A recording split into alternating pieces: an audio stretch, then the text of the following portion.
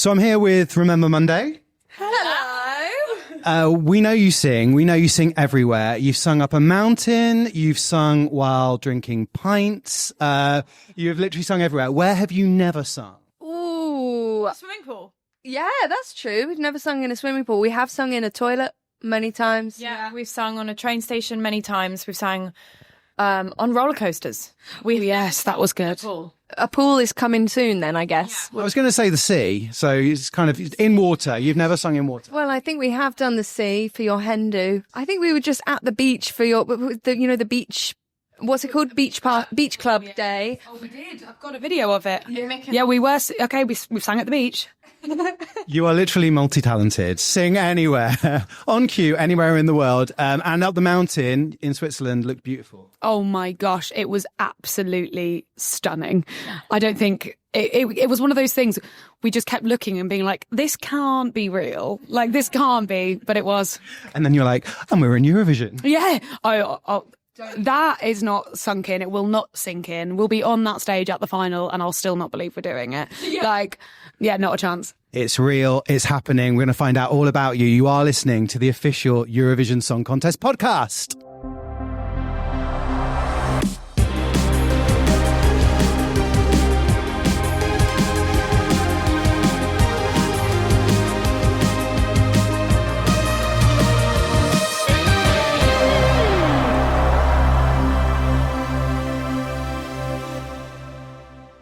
Congratulations. Remember Monday, representing the UK. You just said it wasn't real, Charlotte, but it is.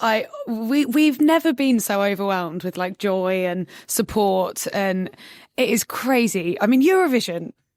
More people watch Eurovision than the Super Bowl. Like, what? It's crazy. Holly Ann, what was it like keeping the secret? I think I might be the worst person to answer this.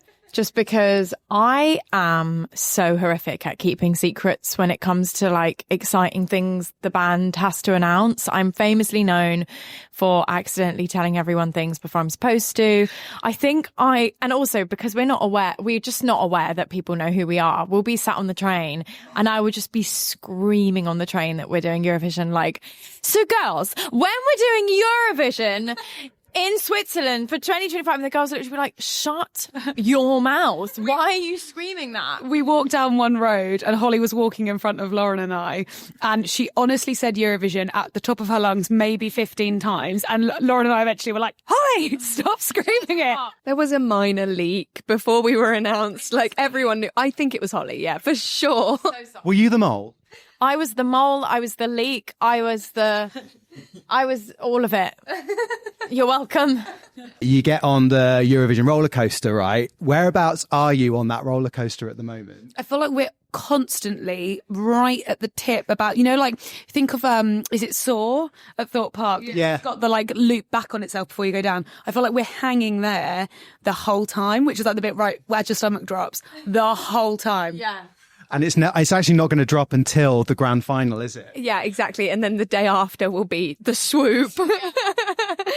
The pure release. How is all your prep going at the minute? It's going really well. We have the staging. We have the rehearsal. That's exciting. Yes, we know the lyrics. Someone lost a shoe. It's going really well. We're really, really excited about it. We're currently in conversations about what we're going to be wearing, which is so cute. We're looking cute. Who is the fussiest when it comes to what you wear on stage? Holly. Probably me. Yeah. Straight to Holly. Yeah. I was like, oh, who is it? It's me. 100%. Only because she's really good at styling herself. So anyone, yeah, and also me and Charlotte. So anytime anyone wants to style her, they have to already meet the level that she's able to do for herself. So she's a very talented girl. Also, she's fussy. Are you a fussy eater as well? Oh, no. Okay. None of us are fussy eaters, actually. We're all really... We will just eat anything. If anyone feeds us, please, thank you. Remember to eat and drink at Eurovision. Yes. Big tip. Lots of water, lots of food and sleep. Yes. We are, I like to think, quite energetic, quite fun, lovely people. If we haven't eaten or we haven't slept, we are hell. So we just have to keep ourselves fed. Yeah. Yes, that's all it is. And sleep. Those are the two things we need, and then we're literally good to go. We can talk all day and all night, but we just need food and 8 hours. Like every good human needs.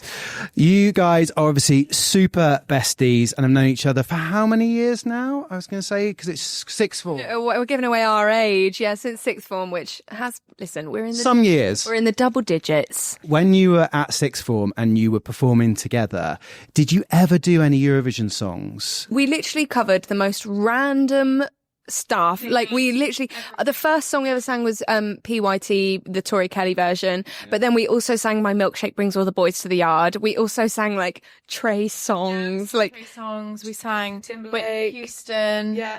We've honestly covered every genre ever. So yes, probably have. So you did Khalees Milkshake, which means you need to do a mashup with Milkshake Man by Gojo. Oh my God, genius. Okay. So Yeah. good.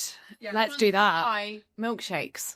Oh, and we can have milkshakes while filming it. Yeah. Okay, Excuse. done. Excuse. Have you been learning all the other songs, or have you been listening to the other songs in your class? So I'm a massive Eurovision fan. Amazing. Like part of the Eurovision fandom world for years and years and years since I was a child.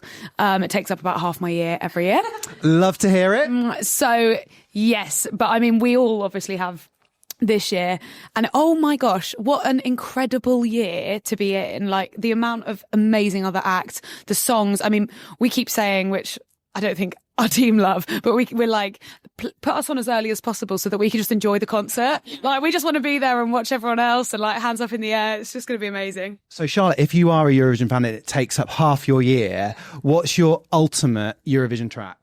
I do think it's Alexander Rybak. Ah, Fairy Tale. Obsessed with Fairy Tale, but mainly because I was like the perfect age for that, like, you know, his target audience, basically. Yeah, it was like magic, and it was my ringtone on my phone. Was it? Obsessed with the song. So probably that for me in terms of like the pivotal song that really got me obsessed would be that one. I love it when I speak to an artist at Eurovision and something in their childhood gives them a signal that it was always meant to be, and you having the ringtone of Fairy Tale in class. It's a lot, but it was, I mean, to be fair, you've got a Eurovision moment that really like stood out to you. Yeah, Holly, what is it? I loved We're Flying the Flag. By Scooch. Yeah, I loved that. My parents are in the airline business, so we just love it. My mum was literally obsessed with the idea that they were all out like with their trolleys. Da, da, da.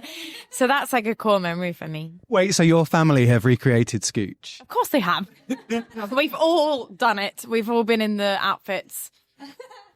Seriously? Trolleys, yeah. Honestly, that's a core memory for me, is me and my family watching that year and my parents being like, no way, the airline business. Like, they love it. So we've got a bit of Fairy Tale, we've got a bit of Scooch. And Lauren, what about you? Do you know what? I somehow, for my kind of early childhood, I think I had blinkers on and I didn't really know much about Eurovision at all. But then I remember so clearly the year that Conchita won. I just remember it being absolutely everywhere. And I remember watching like, whoa, what is this thing? Why haven't I known about it before? So that kind of inducted me into the wonderful world of Eurovision. And again, another full circle moment, because you have met JJ, who is Austrian and, you know, is one of the favourites this year. Oh my goodness, I know. And to be fair, he's definitely one of our faves as well. So good. It was so funny. Like when we were kind of, we knew he was going to be the first, what do you call them? Contestants or like artists, singers, whatever. Yeah, he was our first artist that we were meeting this year, and so we had a little chat before, and we were like, "Listen, girls, we've got to play it cool. Yeah, don't come on too strong. Yeah, Charlotte, keep it cool, please." And then as soon as we walked in the room, we were like, "JJ, we're so excited!" It's so silly. Holly is the one that lets the secrets out, but Charlotte is the one you're going to put your foot in it. Just, I'm a bit of in the Eurovision world. Yes, probably. You're a fan girl. I think it's lovely that you're such a fan. Like, you're living your dream here. I think it's so amazing. I really, really am. Like, it's crazy. And I mean, to be fair, I think you guys are now massive fans, and they will be for life. But it is just one of those things that I have to keep pinching myself and being like, no, you're in it. Like, this is absolutely enormous, and it's just crazy that we're doing it. And I'm doing it with my two best friends. Like, who gets to do that? We're so lucky. You all have this background, amazing background in musical theatre. And I think that there are quite a few famous musical songs that would do really well at Eurovision.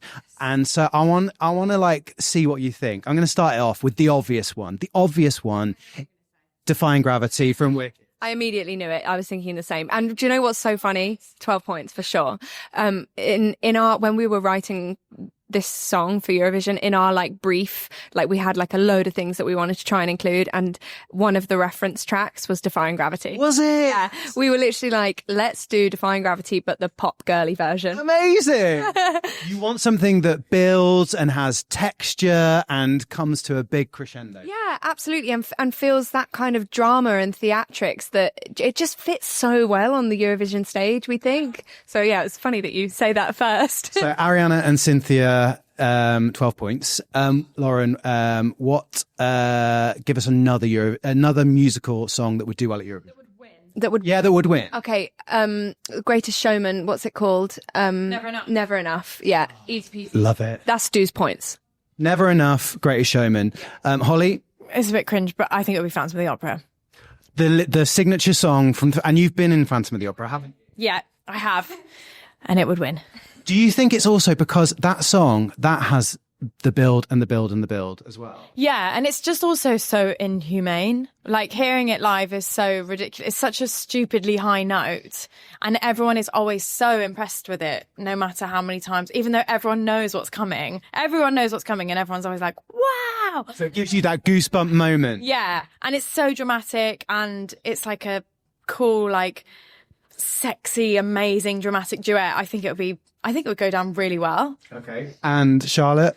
I'm going to go with a different direction. I think something like Bad Romance from the Moulin Rouge musical gives kind of like slow mo Chanel vibes, which is obviously super iconic. So I'd say that'd be my vote. Because that would give a bit of theatre and drama to the stage. Yeah, and the dance routines and it's kind of the build of the song. Yeah, all of that. The other ones I went old school and I had Memory from Cats, which I feel if it was like something that was a bit more of a slow burner track and then it came alive on the stage, I think the vocals for that would work. And Nicole Scherzinger, if she was representing with Memory, that would do well, I think. That would do well. And then the song I had as an interval act that everyone would love would be You Can't Stop the Beat from Hairspray. Oh, brilliant. Hilarious. Love it. Which I don't think would necessarily be a Eurovision song, but it would be an interval act. Oh, yeah. I think that, or what's the one that's, Mama, welcome to the 60s. Oh, yeah, that's a cute song. That's really cute. That's from Hairspray? Yeah. Okay, yes, yeah. I like to pretend that I know everything about every single musical, but clearly I don't. And This Is Me from The Greatest Showman as well is probably a good opener. Yeah. Great shout. Yeah, really good opener or closer maybe. There's probably a song in every single musical that would do well in Eurovision, because every single musical has like their big epic number. Revolting Children. Matilda. From Matilda. Oh yeah, what would it be in Matilda? I think it would be. Yeah.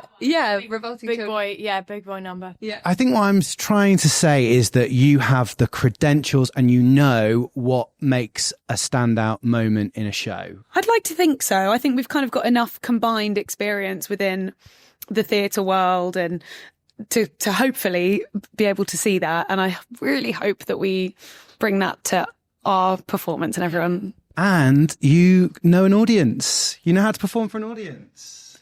Just happens to be 200 million. I know. I mean, it's so much. That is our favourite bit. Like, we love being on stage. We love the performing and we love kind of the interaction with the audience. So to be able to do it. Also, my brain can't possibly picture 200 million. Like, you just can't physically see it. So it's okay. You just think, oh, it's a big crowd. Exactly. It's an arena crowd. Yeah. Classic. Also our first time in front of even that many people. Is it going to be? Yes. Oh my goodness. I think, what was our biggest gig today? We've hosted at the O2 Arena, but we've never sung a gig. We've like hosted an event. Used other acts. I think our biggest ever crowd is probably like a festival lineup, which is 5,000 to 10, between 5 and 10. So this is a little bit bigger. It's all good practice. A bit more. We feel good about it. Like this song and the way that we're doing it feels like it deserves an arena audience. So we're feeling okay about it. So you all went to sixth form together. You've known each other a very, very long time. So I've got 5 questions. Okay. Who is the most likely to do this? Most likely to forget their passport. 1, 2, 3. Lauren. I know it's me. Have you forgotten it? I have. I've also left it at the check-in desk. I've left my guitar on a train. Twice this year I've been a bridesmaid and left my bridesmaid dress at home and had to drive back for it. It is a concern. Not once, twice. Literally, I swear on my life, twice. And one of the times I was living at Holly's house and I left it in my bedroom at Holly's house. We have to remember for Lauren's forgets. Yeah, they definitely do. They're not only living life, remembering everything they have to remember for themselves, they're also remembering myself. And I'm sorry. It's okay. You deliver in many other ways. Just remember your passport for Switzerland, please. Oh, God, I know. I'm doing it alone. A solo artist. Yeah, it's kicking me out if you forget your passport. So it's just, It's phantom. you better bring it. I'm going to remind you. The most likely to be late to their own wedding. 1, 2, 3. Hi. Oh, there was 2 for Holly, 1 for Charlotte, or was it 2 for Charlotte? Charlotte as well. So 2 for Charlotte, 1 for Holly. That means, Charlotte, you are most likely to be late for your own wedding. Yeah, so that is probably true. I take a long time to get ready, and like hours extra. If we're sharing a room, it's a real nightmare because I will get up like an hour before. An hour? To need to then get up, and they probably get up an hour before we're needed. So it's about 2 hours, I'd say. So yeah, always late for that. But then also Holly and I often arrive places together because we live really, really close to each other, and we together are often late. Always. We're just like dawdly people. Like we don't go about life with urgency at all. We're not like kind of. We're very. That's Lauren's job going. in the back. That is where I make up for being forgetful, is by keeping people on time. Because I'm like, we're going this way. Forgetful. She's very organised and very like good at leading us in the right direction. Holly and I have no sense of direction. No. We literally, so when it's the 2 of us, we're just both assuming the other one's leading, and we're like, la, la, la, la. And then we'll check the time. We're like, oh, we're an hour late. Should we get a coffee? Yeah. La, la, la, la, la. Like, Lauren, you know that the schedule at Eurovision is so to the minute. Don't worry, I'm going to tell them that we have to be somewhere an hour prior to when we actually do, just to keep them on time. Our manager's already said that, hasn't he? He's like, I'm just going to start lying to you 2 about what time you're due at places. And we were like, it's probably wise. Don't wise up to that either. Yeah. So we'll just add half an hour on each time. Perfect. Okay, next one. Most likely to sit in the very front row at the theatre so they can be seen by everybody on stage. I think that might be all of our worst nightmares. Yeah. I'm like, definitely, it's not Lauren, it's not Holly, and it's not me. I'm like, the only time I ever did that was when I came to surprise you when I was watching you in a pantomime. You've both done it to me. I did it to you on your first night as Cosette in Les Mis. Yeah. I literally turned up, the only seat left was like front row, and I was like, In the middle. we go. And she's like, there's Charlotte. Did you spot her? Yeah, I spotted both of them.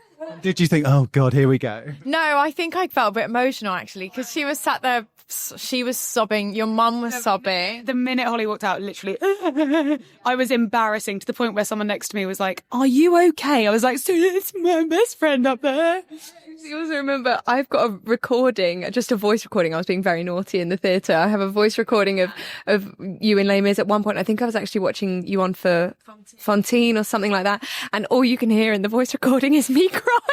Oh. She's like hyperventilating, crying. The one thing about us is when we go to watch each other in our past jobs, the pain is unbearable. I've like, any time I've seen them in anything, I can't describe the pride. It's literally like, you're sobbing your heart out. Like, it's so emotional because you're so proud of them.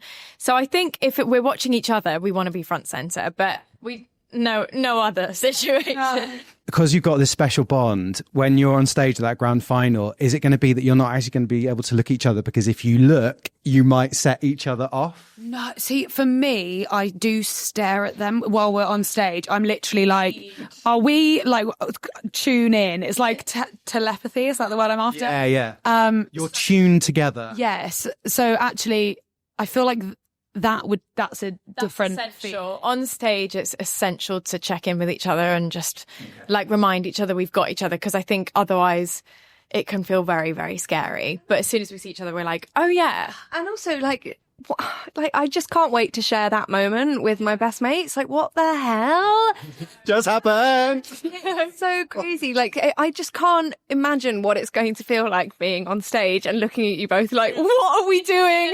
In an arena. We just need to pray we don't get the giggles. That would be the biggest problem. Can you imagine? Well, Lauren, when you set Lauren off with the giggles, it doesn't stop. Oh no. Is it? Yeah, constant. But I think probably immediately after it might be the full tears. Yes. sob. Yeah, hold them in until like that final note has gone through and you're lapping up your applause. Yeah, absolutely. We get you. The final one, the most likely to order last at the restaurant because they can't decide what to eat. Holly. I would say Holly as well. But if there's a spag bowl on the menu, then she's getting that. Yeah.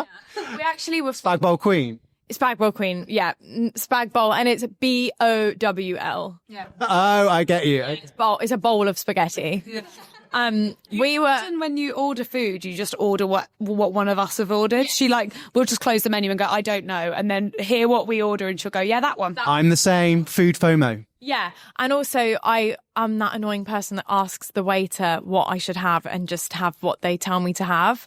I just can. Otherwise I will just have a spag bowl every time because I just can't decide. I'm so indecisive. I know what you mean, though. Like, I'm the same. I can't ever decide, and I get FOMO, so I have to wait till everyone else has ordered, and then I just end up doing the same as them. Yeah, I'm the exact same. I find the meal so important. It has to be amazing, and...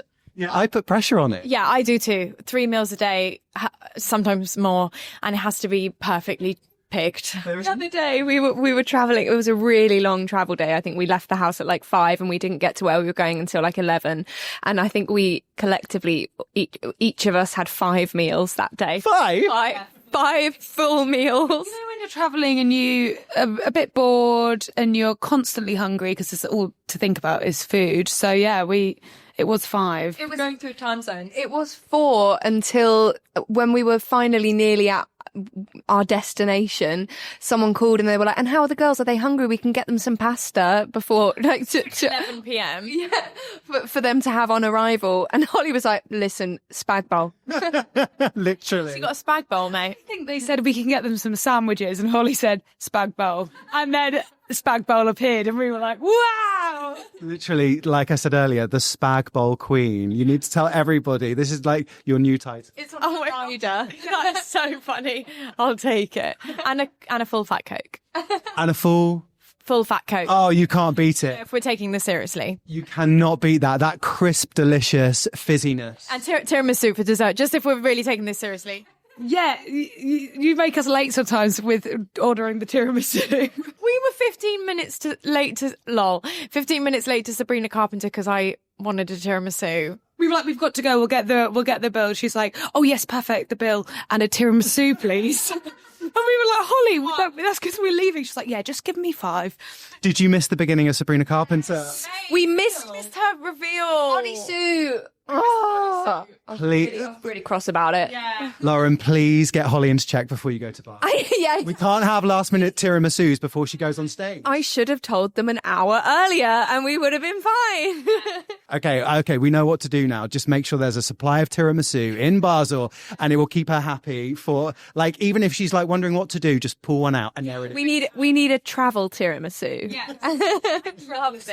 I love this. I'm glad that we've like worked some things out. We've worked out some logistics for Basel, haven't we? You know. One really good effort from Essentials. My final question, what the hell is going to happen? Oh my God, we don't know. Someone tell us. In life? In life, in Eurovision, in the world, in the universe. Wow. I mean, love. Do you know what? I actually think if all goes to plan, no matter what happens on the day, we will hopefully have done ourselves proud and hopefully the UK proud and our mums proud. Like that's honestly, we just want to look back at this experience and go, wow, you really enjoyed every single second of that. And, you know, had the best time doing it. That's honestly the most important thing for us. And to be able to like watch back that YouTube video that you get at the end of it and Forever. and proudly share it to the world and kind of I think our goal would be for people to want to say, you know, we're their new favourite girl band. I think would be the coolest thing ever, even if there's no points at the end of it. We just want people to like us as a girl band and stay with us moving forward. And also, when you do have that video, when you all become grandmas, there'll be that when you've had a few sherries and you can put it on for your grandchildren. You're like, remember when we did this? Look at that. Literally imagine that. It's so Everyone funny. we ever meet from now on. Like, hi, my name's Lauren. Let me show you something. Lauren, Charlotte, Holly, it has been amazing to meet you. Enjoy Basel. And like I said, soak it all up. Yes, thank you so so much. We'll see you in Basel. See you in Basel. Thank you.